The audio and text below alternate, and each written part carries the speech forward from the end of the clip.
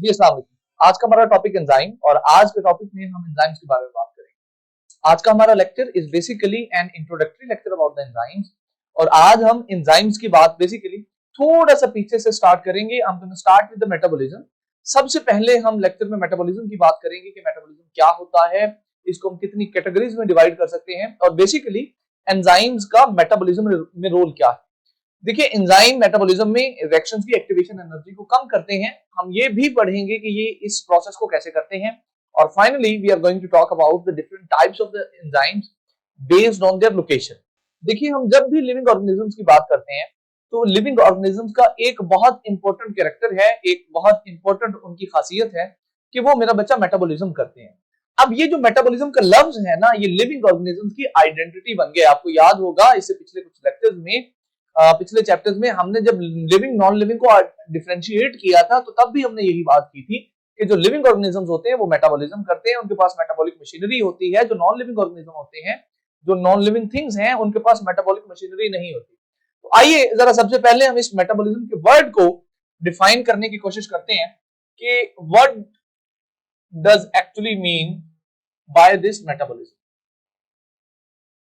तो मेरा बच्चा हम कहते हैं कि metabolism is actually the set of all biochemical reactions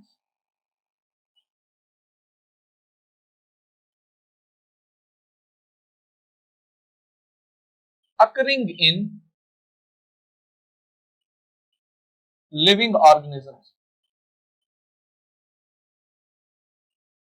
देखिए जो लिविंग ऑर्गेनिजम्स हैं, जो जिंदा चीजें हैं, उनकी जिंदगी मेटाबॉलिज्म के बगैर गुजर ही नहीं सकती। उनके जिंदा रहने के लिए ये लाजमी है कि मेटाबॉलिज्म होता रहे, मुख्तलिफ बायोकेमिकल रिएक्शंस होते रहें, एक चीज टूटती रहे दूसरी बनती रहे, एक चीज दूसरी चीज में, एक प्रोडक्ट दूसरे प्रोडक्ट में कन्वर्ट होती रहे, इसके बगैर उनकी जिंदगी गुजर ही नहीं सकती है।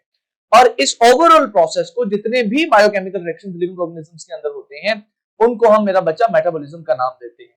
आप ये समझिए कि अगर ये मेटाबॉलिज्म हो ही ना तो कोई भी लिविंग ऑर्गेनिज्म जिंदा ही नहीं रह सकता। आप ये समझिए कि अगर ये प्रोसेसेस ना हो किसी एक ऑर्गेनिज्म के अंदर तो हम उसको लिविंग ऑर्गेनिज्म कहेंगे ही नहीं। अब यहां पर एक और बड़ा सवाल ये भी है कि क्या मेटाबॉलिज्म के जो सारे प्रोसेसेस हैं वो बिल्कुल एक जैसे होते हैं? बिल्कुल नहीं जी। हम पूरी बॉडी के मेटाबॉलिज्म को दो कैटेगरीज में, दो पार्ट्स, दो टाइप्स में डिवाइड करते हैं मेरे बेटा।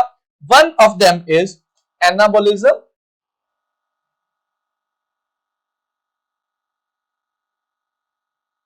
and the other type of metabolism is catabolism। अब जितने भी रिएक्शंस होते हैं मेरा बेटा लिविंग ऑर्गेनिजम्स के अंदर, हम उनको इन दो कैटेगरीज में डिवाइड कर सकते हैं, एनाबॉलिज्म एंड कैटाबॉलिज्म। अगर हम बात करें एनाबॉलिज्म की तो मेरा बच्चा एनाबॉलिज्म ऐसे रिएक्शंस हैं जिसमें जो स्मॉल सब्सटेंसेस हैं, स्मॉल मटेरियल्स हैं, वो मिलते हैं और उनसे लार्ज मॉलिक्यूल्स या लार्ज सब्सटेंसेस बनती है। आप इसको ऐसे समझ लीजिए कि ऐसे सारे के सारे रिएक्शंस जिनमें छोटे मॉलिक्यूल्स, छोटी चीजें, छोटे यूनिट्स मिल रहे हैं और उनके मिलने से बड़े यूनिट्स, बड़े मॉलिक्यूल्स बन रहे हैं, ऐसे सारे रिएक्शंस को हम मेरा बेटा एनाबॉलिज्म कहते हैं। Let me give you people an example of this as well very quickly. भाई हमारे पास एक रिएक्शन है फोटोसिंथेसिस का। Now this photosynthesis is actually anabolic reaction, because इसमें होता यह है कि इसमें कार्बन डाइऑक्साइड और वाटर जो है उनके मिलने से ग्लूकोज बनता है, जो कि एक बड़ा मॉलिक्यूल है। कार्बन डाइऑक्साइड और वाटर छोटे मॉलिक्यूल है। अब जरा बात कर लेते हैं कैटाबॉलिज्म की। मेरा बेटा इसके बिल्कुल उलट है एनाबॉलिज्म के। कैटाबॉलिज्म ऐसे रिएक्शंस होते हैं जिनमें large molecules, large substances break down होती हैं और उनके ब्रेकडाउन होने से स्मॉल सब्सटेंसेस या स्मॉल मॉलिक्यूल्स बनते हैं। सो ऐसे रिएक्शन जिनमें बड़े मॉलिक्यूल्स टूट रहे हैं छोटे मॉलिक्यूल्स में, उनको मेरा बेटा हम कैटाबॉलिज्म कहेंगे। इन रिएक्शंस की एग्जांपल है जी आपके पास रेस्पिरेशन। देखिए रेस्पिरेशन में होता क्या है कि जो ग्लूकोज है वो ब्रेकडाउन होता है और उसके ब्रेकडाउन होने से कार्बन डाइऑक्साइड और वाटर बनता है। ये तो बात हो गई मेटाबॉलिज्म की। इसी चीज को मेरा बच्चा लेके चलते हैं आगे और अब डिस्कस कर लेते हैं रोल ऑफ एंजाइम। सबसे पहले तो आपको एंजाइम को डिफाइन करने की जरूरत है। भाई हम एंजाइम के बारे में कहते हैं कि they are actually biological catalyst, या इनको हम बायो कैटलिस्ट भी कह लेते हैं, बायोलॉजिकल कैटलिस्ट या बायो कैटलिस्ट। अब इसमें आपको पहले तो ये वर्ड समझना जरूरी है, कैटलिस्ट का मतलब क्या है, फिर हम बायो वाले वर्ड पे आएंगे। देखिए, कैटलिस्ट का कॉन्सेप्ट केमिस्ट्री से आया है। केमिस्ट्री के अंदर बहुत सारे चीजें ऐसी होती हैं जो किसी रिएक्शन की स्पीड को तेज करती है। फॉर एग्जाम्पल, एक रिएक्शन हो रहा है, ए से बी बन रहा है, अब कोई सब्सटेंस ऐसी होगी जो ए से बी के बनने की स्पीड को ज्यादा कर देगी, उन चीजों को हम केमिस्ट्री में कैटलिस्ट कहते होते हैं। अब ऐसे कैटलिस्ट जो लिविंग ऑर्गेनिजम्स के अंदर इस्तेमाल में होते हैं, ऐसे कैटलिस्ट जो लिविंग ऑर्गेनिजम्स के अंदर मौजूद होते हैं, उनको हम बायो कैटलिस्ट कहते हैं। इसको एक एग्जांपल से समझने की कोशिश करते हैं। देखिए, फर्ज कीजिए कि आप एक क्लास में बैठे हैं और आपको टीचर ने एक काम दिया है, और वो काम है कि आपने एक ऐसे याद करना है, और टीचर चले गए। टीचर क्लास में मौजूद नहीं है, आधा घंटा आप क्लास में बैठे रहे और आपने उस ऐसे को याद करने की कोशिश की। Now this is the first scenario. दूसरा सिनेरियो ये है कि टीचर बहुत सख्त हैं, बहुत गुस्से वाले हैं, और उन्होंने आपको वही ऐसे याद करने के लिए दिया, और वो आपके पास आके आपके ऊपर आके खड़े हो गए, और उन्होंने आपको कहा कि अगर तुमने याद नहीं किया तो मैं तुम्हारा हश्र नस्र कर दूंगा। अब मेरा सवाल आप लोगों से ये है कि मुझे बताइए, इन दो कंडीशंस में, एक कंडीशन जिसमें टीचर आपके पास नहीं है और आपको कोई पूछने वाला नहीं है, और दूसरी कंडीशन जिसमें टीचर आपके पास खड़ा है, गुस्से से आपको देख रहा है, किस कंडीशन में आपको ऐसे जल्दी याद हो जाएगा, किस कंडीशन में आप ऐसे जल्दी याद करने की कोशिश करेंगे? तो definitely your answer will be कि सर, जब टीचर पास खड़ा होगा ना, उनके डर की वजह से हम जल्दी याद करने की कोशिश करेंगे, और हमें ऐसे जल्दी याद हो जाएगा। जब हमें कोई पूछने वाला नहीं होगा तो हमें ऐसे याद नहीं होगा। देखिए, यही रोल है एंजाइम्स का इन द मेटाबॉलिज्म। एंजाइम्स जो है ना मेरा बेटा, रिएक्शन को स्पीड अप करते हैं। ये खुद कुछ नहीं करते। देखिए, जैसे हमारे एग्जांपल में टीचर ने खुद कुछ नहीं किया था, वो बस खड़ा रहा था। This is what enzymes do. ये एक रिएक्शन हो रहा होता है जिसमें एक चीज, लेट्स सपोज ए, कन्वर्ट हो रही होती है बी में। उस रिएक्शन के दौरान एंजाइम यहां आ जाता है, और ये ए की बी में कन्वर्ट होने की स्पीड को ज्यादा कर देता है। It actually speeds up the reaction. ये है एंजाइम का रोल, जो हमारे एग्जांपल में टीचर का था। टीचर ने खुद सबक याद नहीं किया, खुद ऐसे याद नहीं किया, लेकिन उन्होंने आपको मजबूर कर दिया कि आप जल्दी याद करें। This is what enzymes do. Enzyme के हवाले से दो और टर्म्स हैं जो आपको समझना जरूरी है, और वो टर्म्स है मेरा बच्चा, सबस्ट्रेट की और प्रोडक्ट की। Now I hope that you people are aware of both of these. ये सबस्ट्रेट और ये प्रोडक्ट।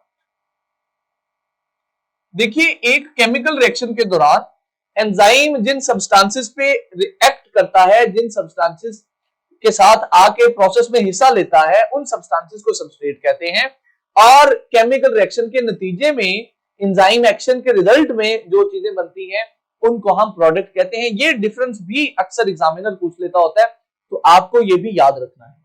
अब आइए सबसे इंपॉर्टेंट सवाल की तरफ कि एंजाइम, ये जो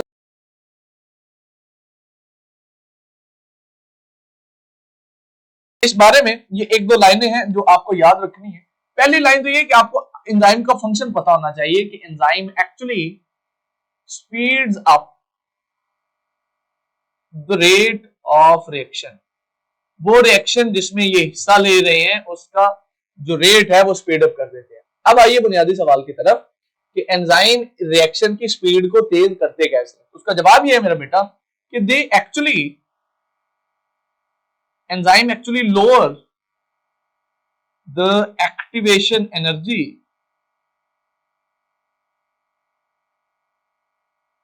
required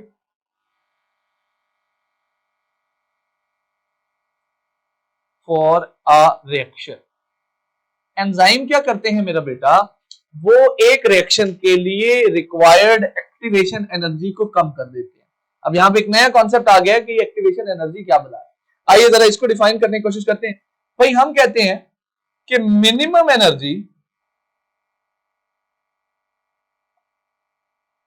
required to start a reaction. एक रिएक्शन को स्टार्ट करवाने के लिए जो एनर्जी चाहिए होती है ना बेटा, उसको हम एक्टिवेशन एनर्जी कहते हैं। देखिए, मिसाल के तौर पे ये हमारे पास एक रिएक्शन है, let's take an example of a reaction, मैं एक ग्राफ ड्रॉ करता हूं। यहां पर हमारे पास सबस्ट्रेट मौजूद है, now this is our substrate for example, और हम ये चाहते हैं कि ये हमारा सबस्ट्रेट जो है ये यहां पे आके प्रोडक्ट में कन्वर्ट हो जाए। अब हमेशा याद रखिएगा कि किसी भी सबस्ट्रेट को प्रोडक्ट में कन्वर्ट होने के लिए एक एक्टिवेशन एनर्जी अचीव करनी पड़ती है। हम इसको समझने के लिए यहां पर एक इस किस्म का लूप बनाते हैं, एक पाथवे बनाते हैं, एक रास्ता बनाते हैं, और हम ये अंडरस्टैंड करते हैं कि भाई अगर इस सबस्ट्रेट ने इस प्रोडक्ट में कन्वर्ट होना है तो इसको यहां तक ऊपर तक जाना पड़ेगा, फिर ही ये इस रास्ते के थ्रू यहां पे पहुंच सकता है। सो अब सबस्ट्रेट को डेफिनेटली ऊपर जाने के लिए मेरा बेटा कुछ एनर्जी चाहिए होगी। वो एनर्जी जो इस सबस्ट्रेट को लेके यहां जाती है उस एनर्जी को हम कहते हैं एक्टिवेशन एनर्जी। देखिए इसी एक्टिवेशन एनर्जी के कॉन्सेप्ट को अगर मैं आपको साइंटिफिकली समझाऊं ना तो बेटा जो सबस्ट्रेट होती है ना वो भी तो एक केमिकल सब्सटेंस होती है और जो प्रोडक्ट होती है वो भी एक केमिकल सब्सटेंस होती है। सबस्ट्रेट में कुछ स्पेसिफिक बॉन्ड्स बने होते हैं। अब अगर सबस्ट्रेट ने प्रोडक्ट में कन्वर्ट होना है ना तो पहले तो उसको अपने वो बॉन्ड्स तोड़ने पड़ते हैं जिनके थ्रू वो सब्सटेंस बनी हुई है। जब तक वो अपने बॉन्ड्स तोड़ेगी नहीं ना वो प्रोडक्ट में कन्वर्ट नहीं होगी, उसके जो कंपोनेंट्स है वो फ्री नहीं होंगे और वो प्रोडक्ट बनाने के लिए रेडी नहीं होगी। सो हमेशा हर एक सबस्ट्रेट को अपने एग्जिस्टिंग बॉन्ड्स तोड़ने के लिए कुछ ना कुछ एनर्जी चाहिए होती है जिसको हम कहते हैं एक्टिवेशन एनर्जी। अब जब तक एक सब्सटेंस को, एक सबस्ट्रेट को एक्टिवेशन एनर्जी नहीं मिलती वो प्रोडक्ट में कन्वर्ट नहीं हो सकती। Now here comes the role of enzyme. Enzymes क्या करते हैं, they lower the activation energy for a reaction. एक रिएक्शन के लिए जितनी एक्टिवेशन एनर्जी चाहिए है एंजाइम उसको कम कर देते हैं। अब अगला सवाल आप लोगों के जहन में ये आ रहा होगा कि सर एंजाइम ऐसा क्या करते हैं जिसकी वजह से एक रिएक्शन की एक्टिवेशन एनर्जी कम हो जाती है। तो आइए मेरा बच्चा उन वेज को भी डिस्कस कर लेते हैं to reduce activation energy. Enzyme के वो तरीके जिनके थ्रू एंजाइम एक्टिवेशन एनर्जी को कम करता है। तो मेरा बेटा एंजाइम के पास तीन ऐसे मेथड्स हैं आमतौर पर जनरली यूजुअली जिनके थ्रू वो एक्टिवेशन एनर्जी को कम करता है। सबसे पहली चीज जो एंजाइम करता है वो है by altering shape of substrate. Enzyme substrate की शेप चेंज कर देता है। सबस्ट्रेट की शेप चेंज करने से होता यह है कि वो सबस्ट्रेट जो है उसके लिए इजी हो जाता है प्रोडक्ट में कन्वर्ट होना। तो ये सबसे पहला काम एंजाइम करता है कि वो सबस्ट्रेट की शेप चेंज कर देता है।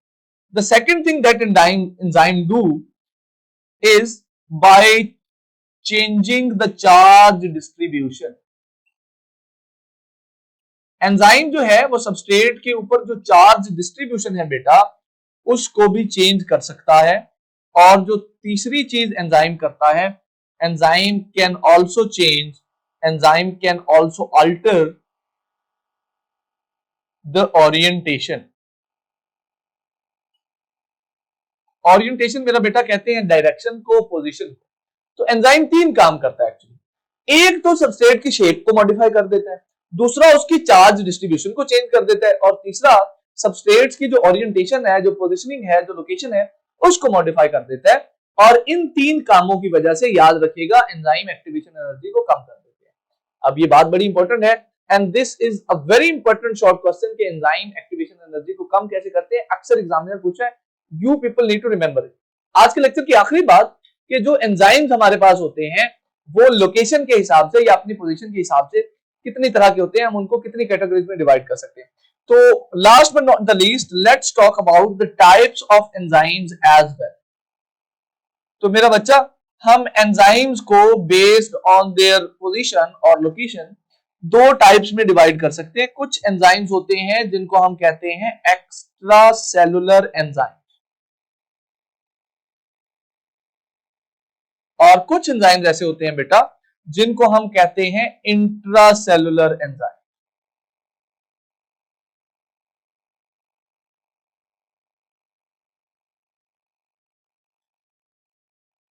आई होप आपको इन वर्ड से समझ आ गई होगी कि इन एंजाइम्स में क्या फर्क है। नहीं समझ आई तो मैं समझा देता हूं। देखिए extra cellular enzyme, extra cellular ऐसे एंजाइम है बेटा that are present outside the cell. ऐसे एंजाइम जो सेल के बाहर मौजूद होते हैं उनको एक्स्ट्रासेलुलर एंजाइम्स कहते हैं, और ऐसे enzymes that are present inside the cell, जो सेल के अंदर मौजूद होते हैं, उनको इंट्रासेलुलर एंजाइम्स कहते हैं। अब ये कॉन्सेप्ट समझना तो इजी है कि भाई सेल के अंदर एंजाइम होगा, अंडरस्टूड है। For example enzymes of glycolysis, जो ग्लाइकोलिसिस के एंजाइम होते हैं वो सेल के अंदर मौजूद होते हैं। तो इस कॉन्सेप्ट को समझना तो बहुत इजी है, बट ये वाली जो चीज है कि एक्स्ट्रा सेलुलर एंजाइम कैसे हो सकता है, सेल के बाहर एंजाइम कैसे हो सकता है, बेटा होते हैं। देखिए एक बड़ा मशहूर प्रोसेस है, बड़ा कॉमन प्रोसेस है आपकी बॉडी का, डाइजेशन, और वो होती है स्टमक में। और स्टमक आपको पता है एक कैविटी है, सेल के अंदर नहीं डाइजेशन होती, स्टमक की कैविटी के अंदर डाइजेशन होती है।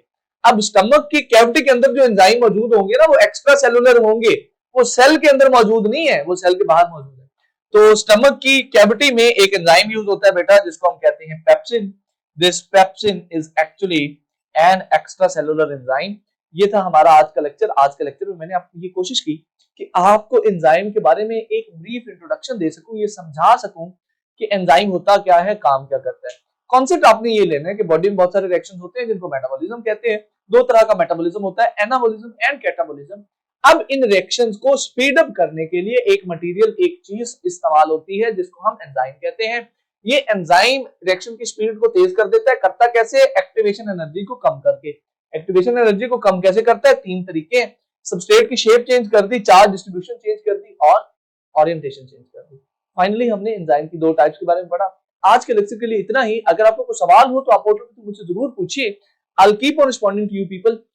See you in the next class. Allah Hafiz.